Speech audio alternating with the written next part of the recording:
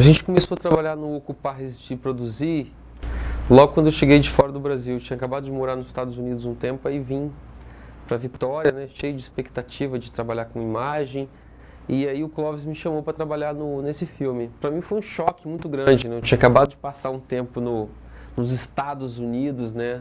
Tudo muito perfeito, né? American Way of Life. E de repente eu caio dentro de um assentamento de terra, uma coisa completamente louca para mim, assim. Então foi um choque, né? Muito grande. Me acordou para o que de fato era o Brasil. Que Brasil era esse que aquelas pessoas estavam tentando construir. E de uma certa forma a gente acaba se identificando com o trabalho deles, né? Com a tentativa de construção de um outro Brasil.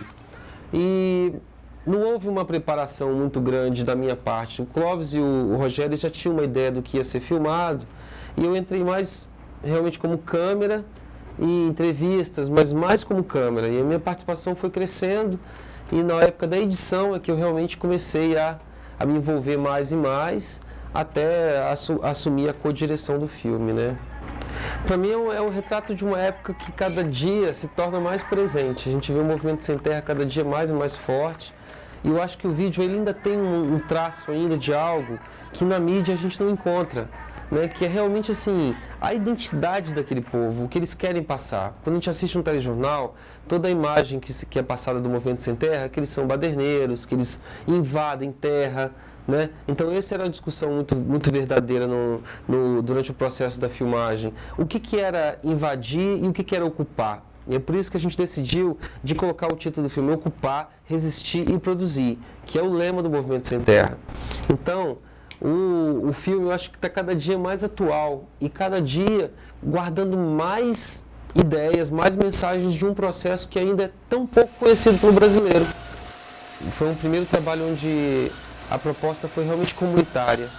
A gente ofereceu a eles a possibilidade deles estarem expressando o pensamento deles sobre a organização que eles fazem, como que funciona o assentamento, quais são as perspectivas, os conflitos na terra. A gente foi mais uma janela, uma porta, do que realmente como dizer, um jornalista, sabe?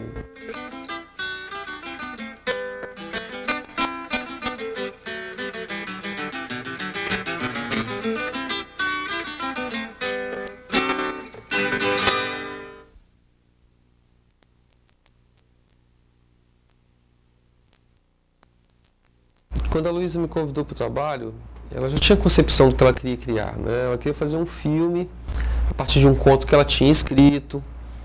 E era um projeto que até já participou o Ricardo Nespoli, a Sueli Carvalho. E aí eu entrei e eu resolvi assumir o projeto com ela e realmente ir até o final, né?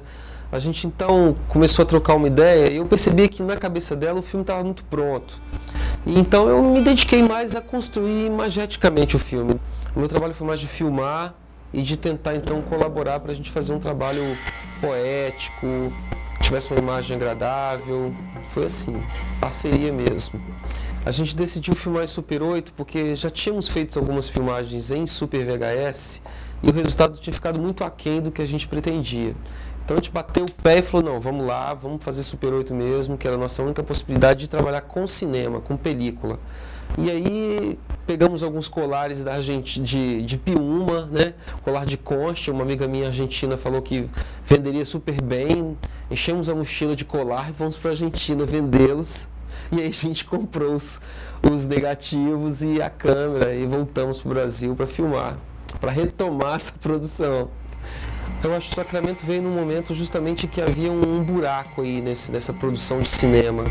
E a gente acreditou que o projeto poderia ter uma repercussão, poderia mostrar que o Espírito Santo tinha um potencial, tanto em termos de locações, como em termos também de atuação, de interpretação, de técnicos, de artistas, né? A Luísa, principalmente, sempre foi uma pessoa que acreditou muito no potencial dela, no potencial de cineasta dela. E eu resolvi ser parceiro dela nesse sentido. Falei, pô, vamos lá, acho que você realmente tem condição de colocar uma coisa diferente aí para o pessoal assistir. E quando o filme foi lançado, graças a Deus a recepção foi ótima, as pessoas adoraram, todo mundo elogiou justamente isso, a nossa ousadia de estar trabalhando com um formato que aqui ninguém tinha coragem de fazer.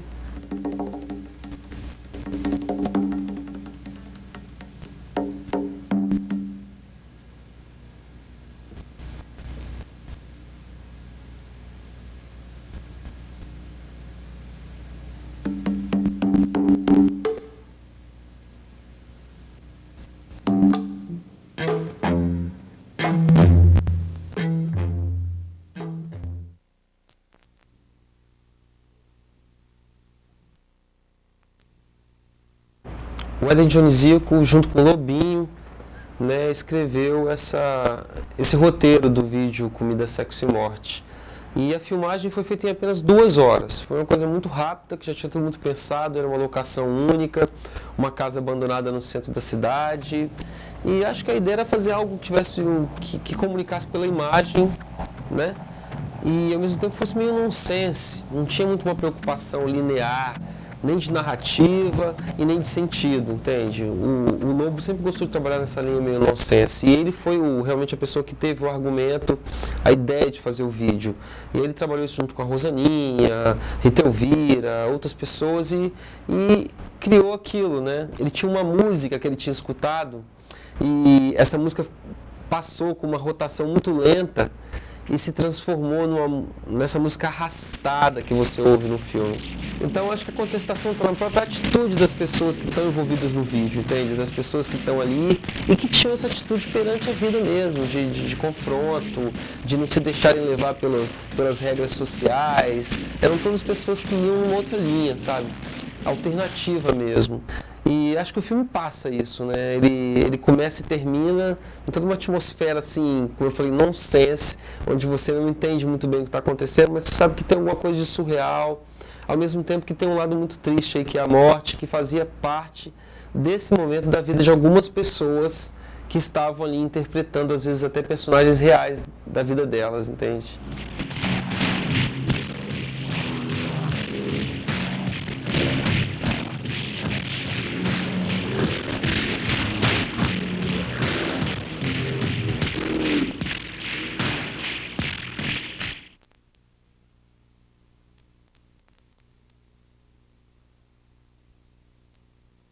O Solidão Vadia nasceu de uma imagem lá em Carapebus, quando eu morava lá, tenho minha casa até hoje, de uma imagem de uma amiga minha vindo, andando contra o vento, na beira da praia, e num dia de outono, sabe, uma tarde cinzenta.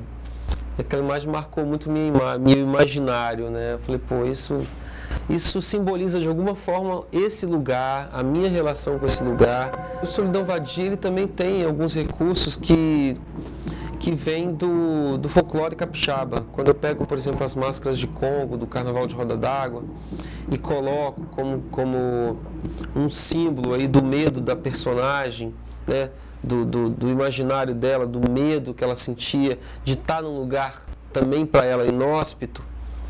Eu acho que eu estou tentando traduzir esses meus fantasmas também, sabe? Eu acho que é o medo meio do diretor também. O expressionismo alemão está presente no filme de diversas formas. Logo que eu escrevi o roteiro, eu descobri um filme do Fritz Lang chamado O Vampiro de Düsseldorf. E esse filme, então, me passava essa sensação de medo muito grande dos personagens, né? Eu acho que o expressionismo trabalhava a questão das expressões, né, das pessoas, né, em situações de pânico. Então eu quis mostrar naquele universo do preto e branco, de uma beira de praia, num momento que de repente poderia ser gostoso, se transformou numa tragédia. Eu acho que o filme passa isso muito bem, a atmosfera da música, a montagem, a decupagem, foi todo em cima desse filme do Fritz Lang, M. o Maldito, o Vampiro de Düsseldorf. Deus Amar foi uma figura lá de Carapebus que viveu a história verdadeira daquela personagem, entendeu? Por incrível que pareça, aquela mulher que foi violentada em Solidão Vadia, que passou por aquilo tudo, aquela mulher eu descobri numa fila de supermercado lá em Carapebus que aquela mulher existiu e que ela cometeu os mesmos atos no mesmo momento que eu estava escrevendo o roteiro. Então eu peguei vários elementos da personalidade da Deus Amar para que aquela mulher que aparece no filme pudesse ter características que até então eu não sabia quais eram, entendeu?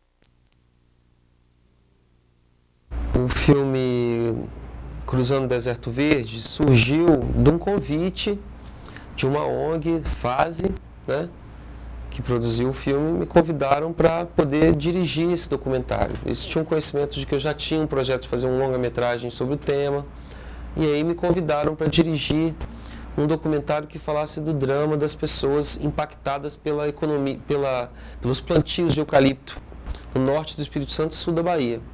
E para mim foi um grande presente, porque era um tema que eu queria investigar, e a gente começou então a discutir o roteiro. Eles já tinham as pessoas que eles queriam entrevistar, que eram atores de um movimento que lutava contra esses impactos. E passamos então quase um mês discutindo, vendo fitas, ouvindo pessoas, contactando pessoas, até a gente criar um roteiro de filmagem para poder mostrar essa situação que chocou muita gente, né?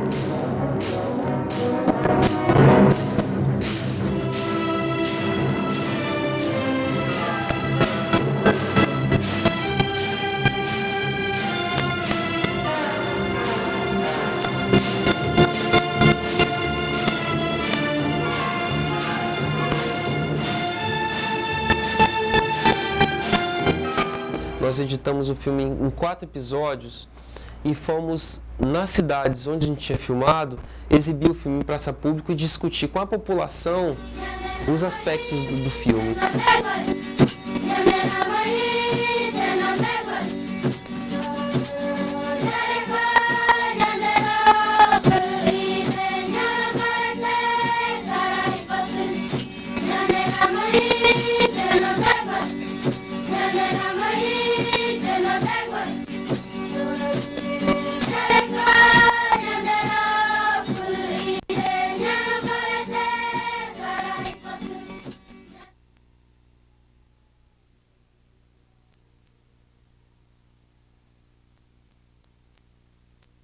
No caso do Sabotagem da Muqueca Real, a gente partiu de uma ideia de fazer uma comédia crítica sobre o país, sobre a realidade do país naquele momento vivido durante o Plano Real.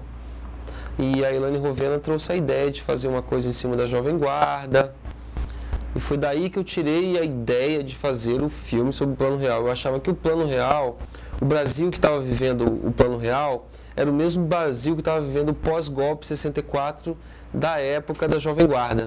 O Plano Real trouxe para a nossa família a segurança que eu tanto desejava.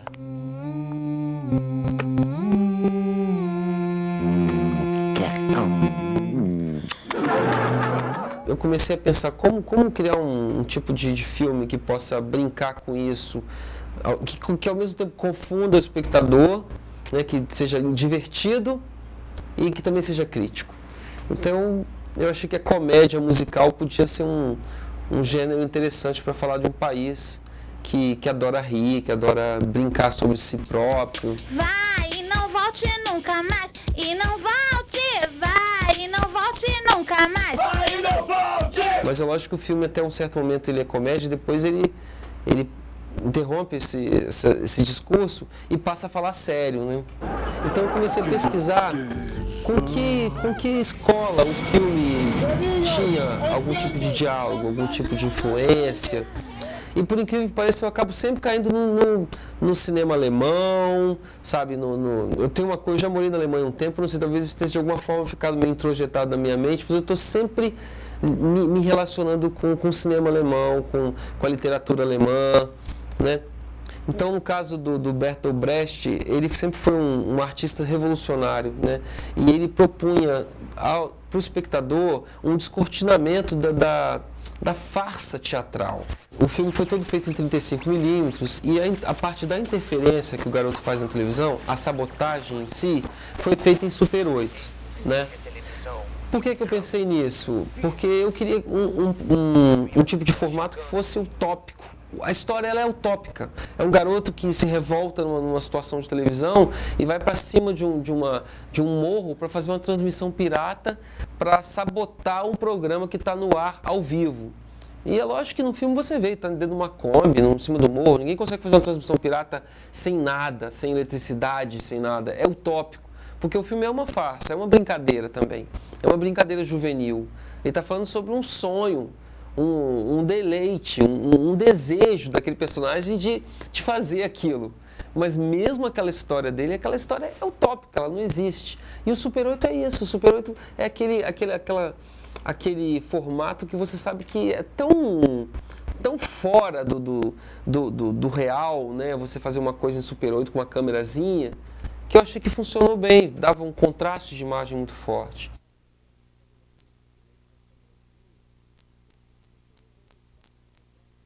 Solidão Vadia e Tempestade de Acarrá, depois Sabotagem e Ação Direta na Capital Secreta. Eu acho que eu estou tentando experimentar sentidos diferentes de montagem, de como que a partir das mesmas imagens você pode construir um outro filme. Isso é em qualquer coisa, né? Então o que eu pensei, pô, eu tenho aqui uma cena, qual é a função da narração no filme? E se eu tirar a narração, o que o filme vira? E se eu, da narração séria, partir para uma narração de ficção científica? Será que funciona? Então, no caso do Sabotagem e Ação Direta, foi isso. No Sabotagem, você tem um narrador que é o protagonista da história. Ele conta a história, como aconteceu, né, cita fatos históricos e ele amarra o filme. Já no Ação Direta, eu tenho um narrador, mas é um narrador imaginário. Ele não existe na história. É um narrador de ficção científica. Entende? E transforma aquela história real numa história de ficção científica. Aí o filme ficou muito mais leve. Você vê o Ação Direta, você pensa que você está vendo uma brincadeira.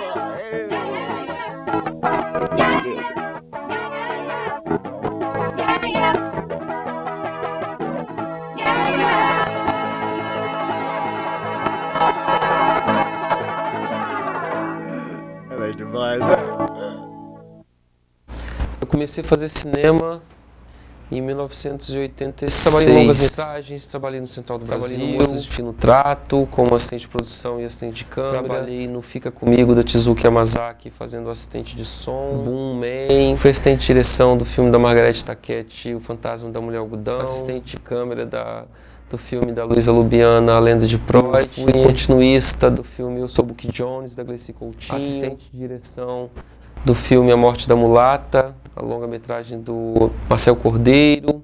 E essa foi minha escola, realmente. Valeu a pena, oh, oh, valeu a pena, oh, oh, pescador de ilusões, pescador de ilusões.